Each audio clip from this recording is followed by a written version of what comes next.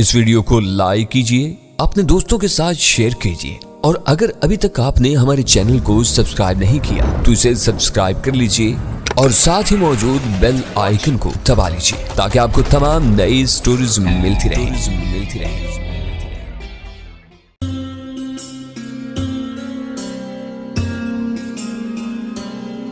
बिस्मिल्लाहिर्रहमानिर्रहीम।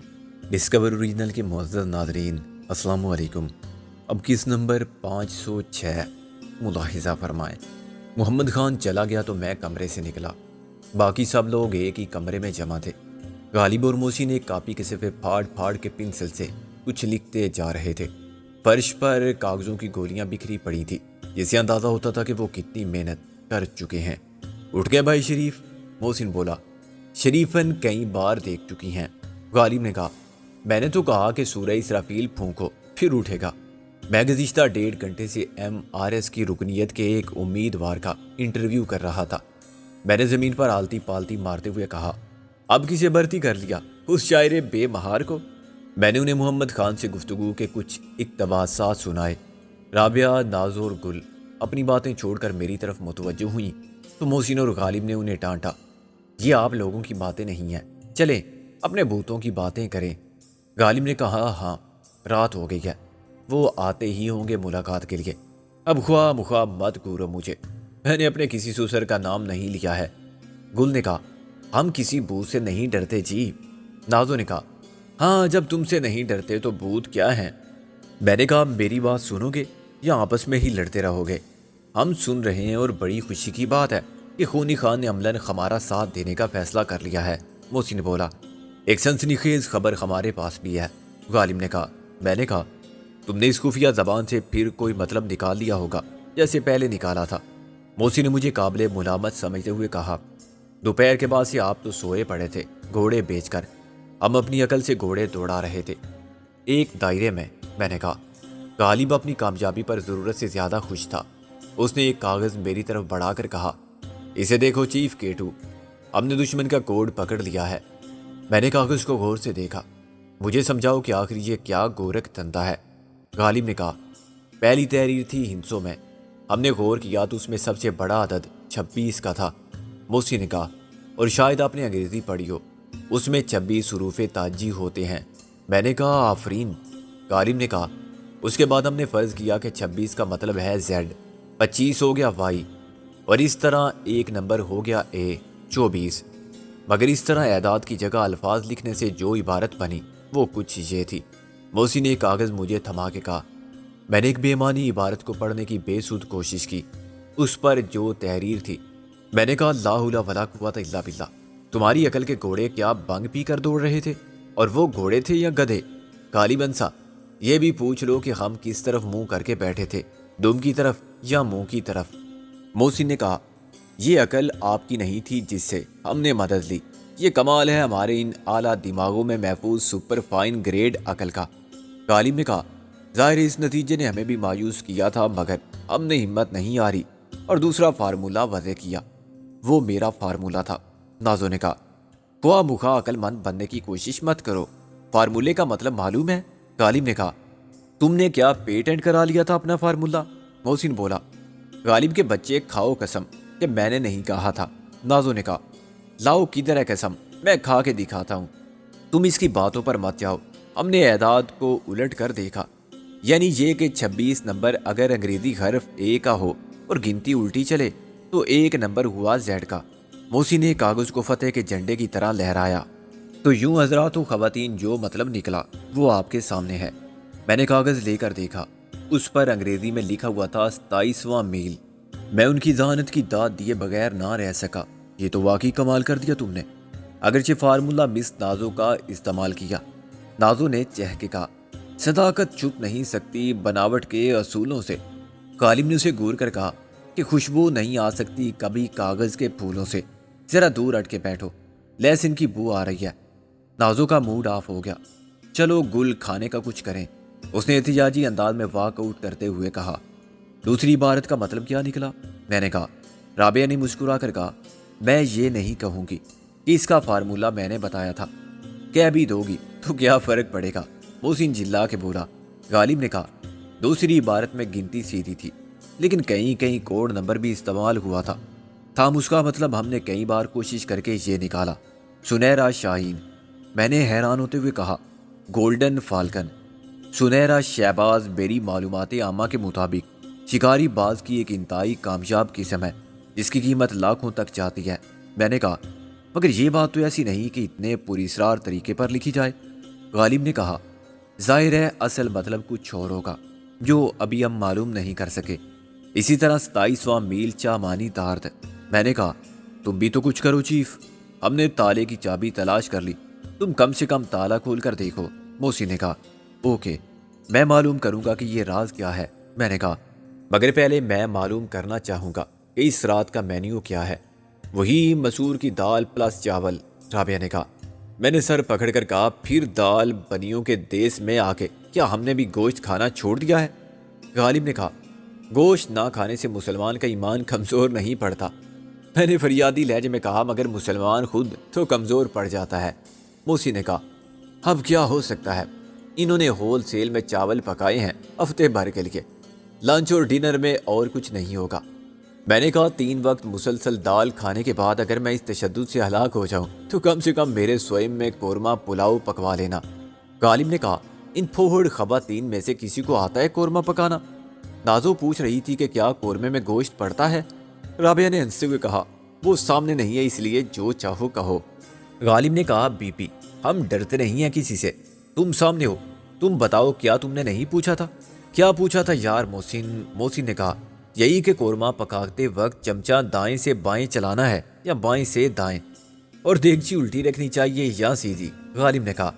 राबिया ने कहा, बातें कर लो कोरमे की, खानी तो दाल ही पड़ेगी। लेकिन उसी वक्त नाज़ और गुल ट्रे उठाए अंदर आई तो खुशबू ने सारा राज फाश कर दिया।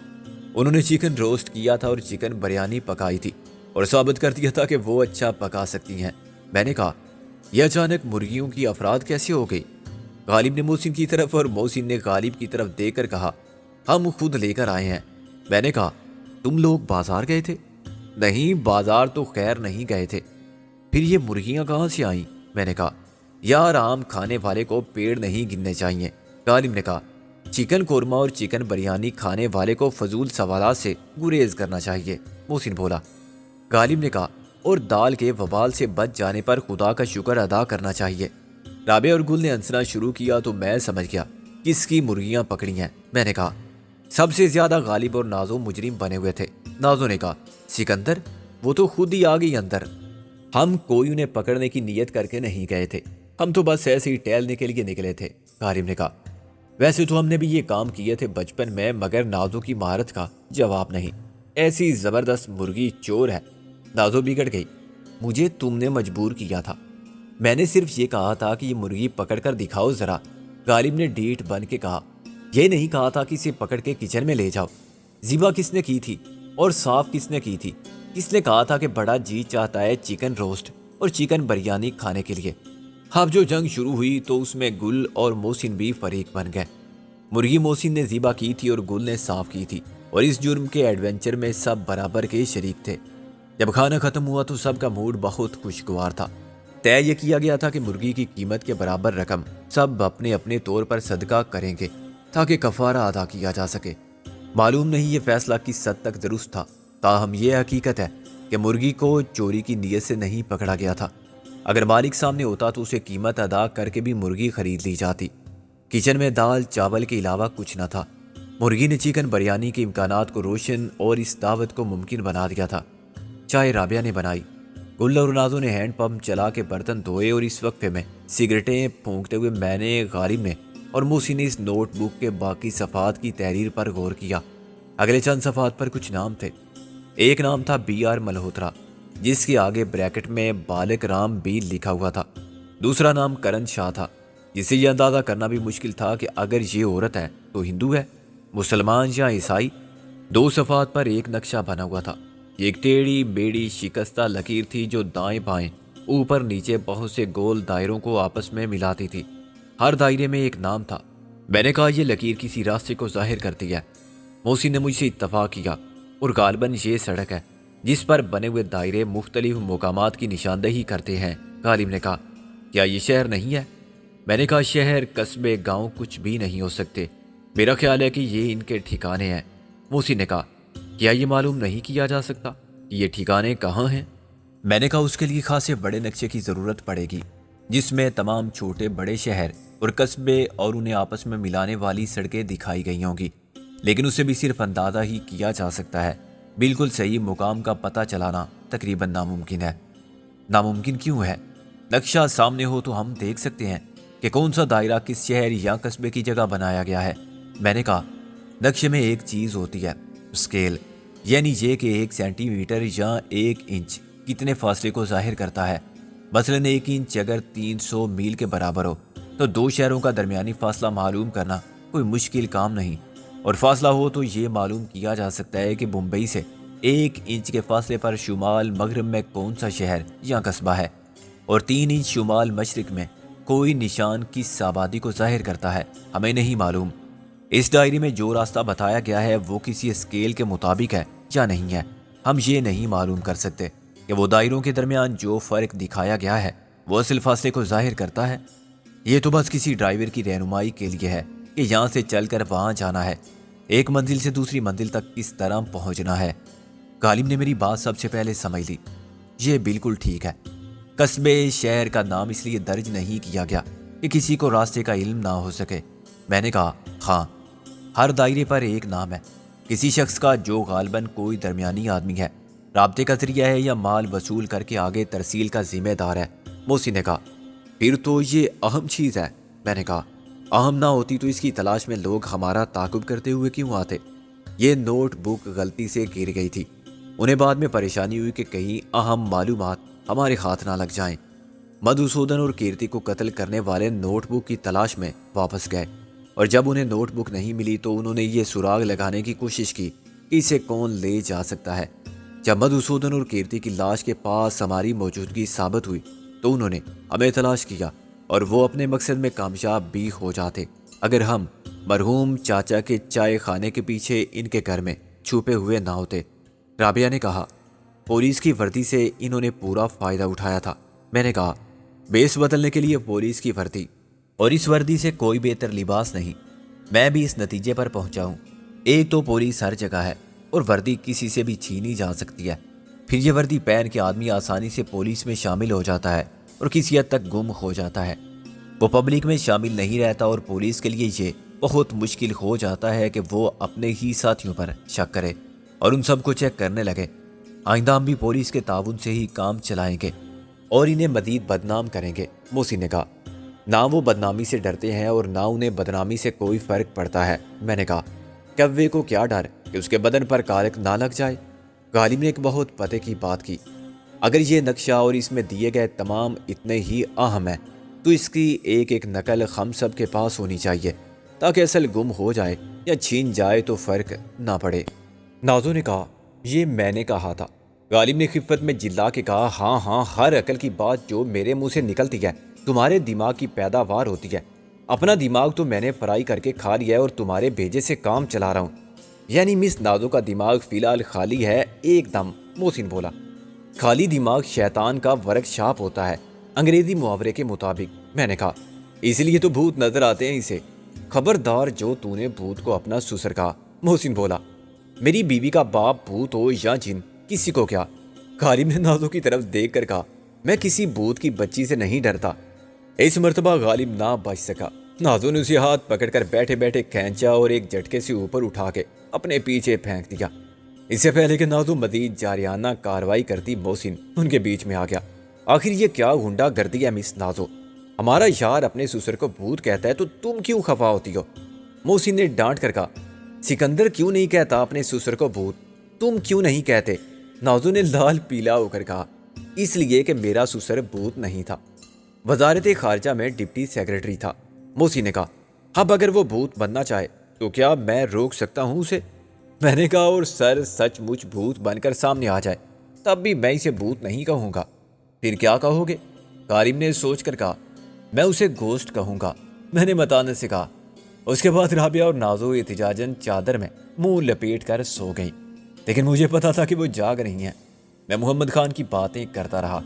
میں نے تفصیل سے اس کی شادی کے بارے میں بتایا اور کوثر کے نابینا والد کے کشف و کرامات کا ذکر کیا، جس نے ایک ڈاکو کو شرافت کی زندگی سے روشناس کرانے میں پہل کی تھی اور اس کے دل کے تاریک گوشوں کو روشنی کی پہلی کرن دی تھی۔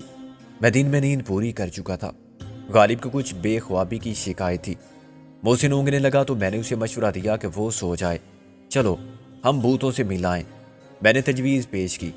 عام طور پر وہ آدھی رات کے وقت ملتے ہیں، لیکن ہم ان سے ملیں گے کہاں؟ گھوم پھر کے دیکھتے ہیں اس ویرانے میں، شاید کہیں ملاقات ہو جائے۔ میں نے کہا چلو، ممکن ہے میرا سسر بھی مل جائے۔ غالب نے زور سے کہا تاکہ نازو بھی سن لے۔ نازو نے جانتے بوجھتے خراٹے لینے شروع کر دیے، یہ ظاہر کرنے کے لیے کہ وہ گہری نیند میں کچھ نہیں سن رہی۔ مل گیا تو کیا کہو گے؟ میں نے کہا کہوں گا کہ اپنی بیٹی کو سمجھا لو، ورنہ میں دماغ درست کرنا جانتا ہوں اور مجھے کوئی کمی بھی نہیں ہے لڑکیوں کی۔ میں نے کہا اس میں کیا شک ہے، اپنی وحیدہ رحمان ہے اور صوفیہ لورین ہے اور رانی ہے۔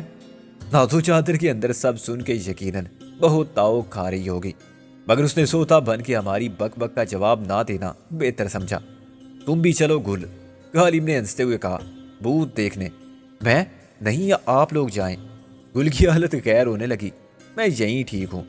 میں اور غالب باہر نکلے تو میں نے کہا میں بات کرنا چاہتا تھا شیلا کی۔ کل رات سے اب تک 24 گھنٹے گزر گئے ہیں۔ پھر غالب نے کہا کیا میں وہاں جا کے صورتحال کا جائزہ نہیں لینا چاہیے؟ میں نے کہا یہ نہ ہو کہ وہ روانہ کرتے مال اور ہمیں پتہ بھی نہ چلے۔ تمہیں راستہ یاد ہے کہ وہ کیا جگہ تھی؟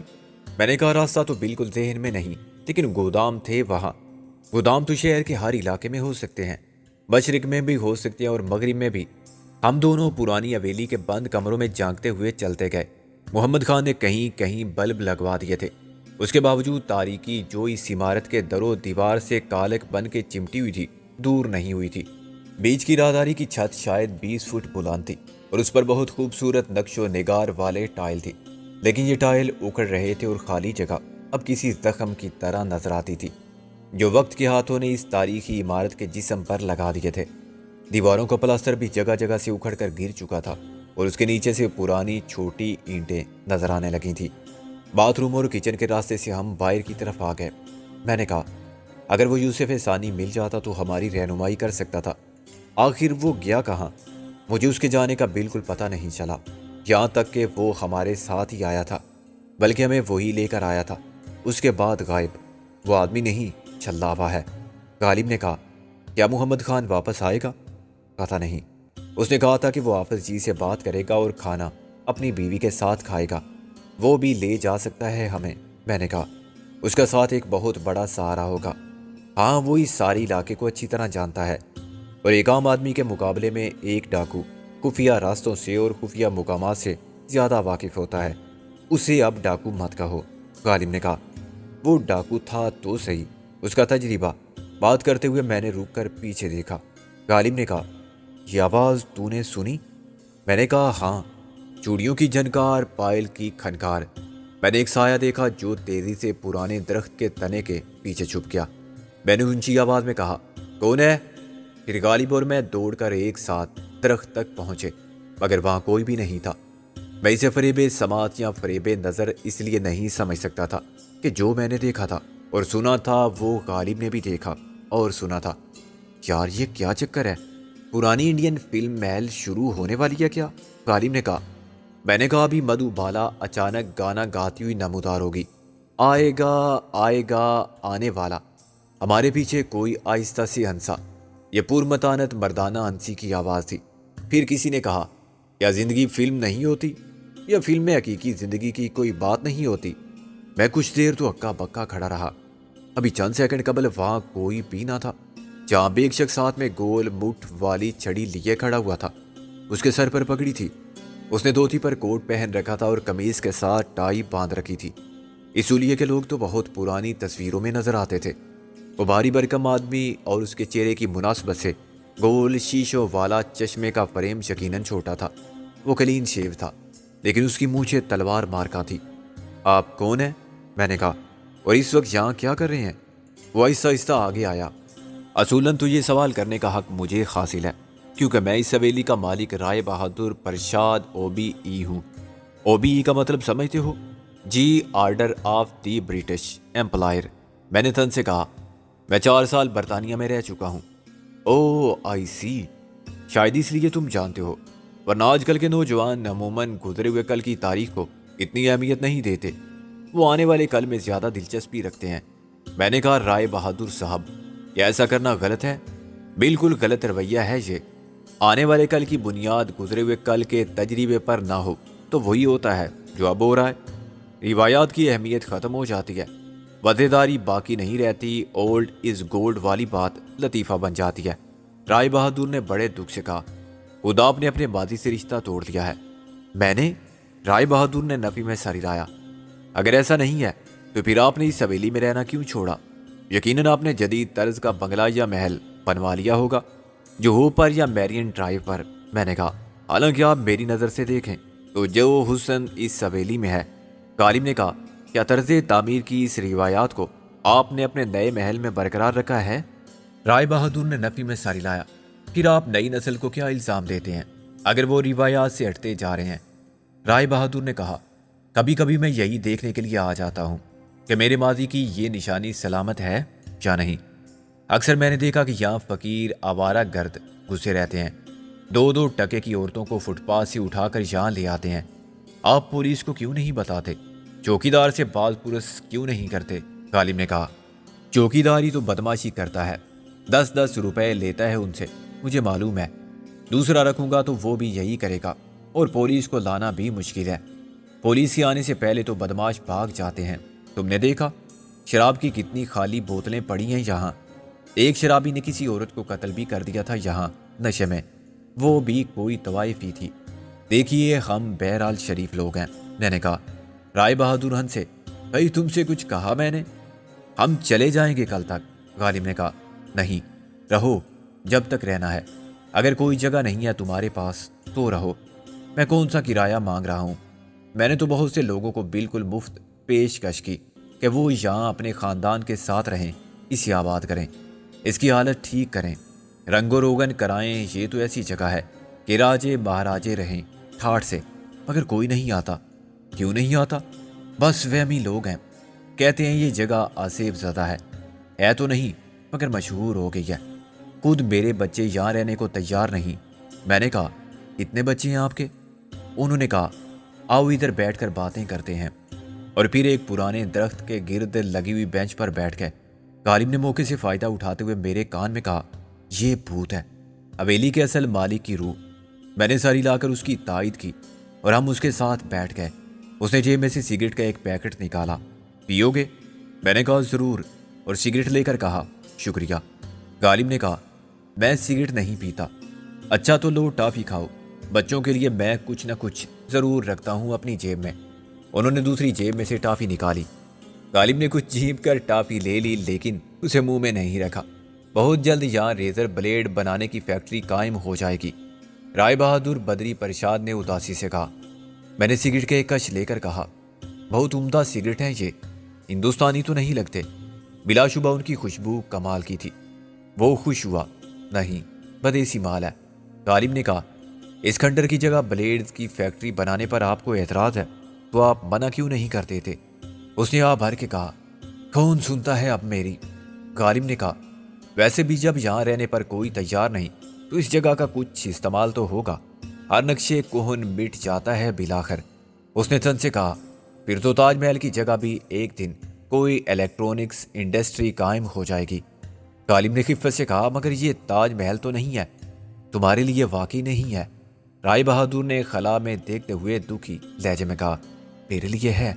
میں نے ہمت سے کام لے کر کہا، وہی تو ممتاز محل کا مدفن ہے جس سے شاہ جہاں کو محبت تھی۔ رائے بہادر نے سگریٹ کا دھواں آہستہ آہستہ خارج کرتے ہوئے کہا، یہاں مدھومتی دفن ہے جس سے میں محبت کرتا تھا، وہ میری بیوی تھی، 30 سال اس نے میرا ساتھ دیا۔ غالب نے کہا، آئی ایم سوری رائے بہادر صاحب، میرا مطلب یہ تو نہیں تھا۔ اس نے سر ہلایا، فار گیٹ اٹ، میں اس سے ملنے آتا ہوں یہاں۔ اب میں چونکا اور بے اختیار سرک کر کچھ دور ہو گیا۔ مگر آپ نے تو کہا تھا کہ وہ مر چکی ہے۔ اچانک پھر میں نے چوڑیوں کی کھنک سنی، پھر پائل کی جھنکار آئی۔ اس بار یہ آواز اندر سے سنائی دی تھی۔ رائے بہادر اٹھ کر کھڑا ہوا۔ تم لوگوں کے سامنے نہیں آئے گی وہ، اس نے ہنس کر کہا۔ اب بھی شرماتی ہے۔ پھر اس نے اپنا ہاتھ مسافے کے لیے بڑھایا۔ میں نے ڈرتے ڈرتے اس سے ہاتھ ملایا۔ وہ ہاتھ برف کی طرح سرد تھا۔ یہ ٹھنڈک میرے جسم میں ریڑھ کی ہڈی تک اتر گئی۔ غالب سے ہاتھ ملا کے وہ چل پڑا، اپنی مٹھ والی چھڑی ہلاتا، نپے تلے قدم اٹھاتا وہ سیدھا گیا۔ پھر مجھے یوں لگا جیسے وہ دیوار میں سے گزر گیا یا دیوار میں جذب ہو گیا۔ وہاں کوئی دروازہ نہ تھا، اس کے باوجود وہ رکا نہیں تھا۔ لمحہ بھر پہلے وہ نظر آ رہا تھا اور اگلے پل وہ غائب ہو چکا تھا۔ شاید وہ آیا بھی ایسے ہی تھا کیونکہ ہم نے تو اسے اچانک دیکھا تھا۔ وہ اسی سم سے نمودار ہوا تھا۔ میں اور غالب ہکا بکا اور خوف زدہ کھڑے تھے اور مجھے ایسا لگتا تھا جیسے میرا جسم پتھر کا ہو گیا ہے۔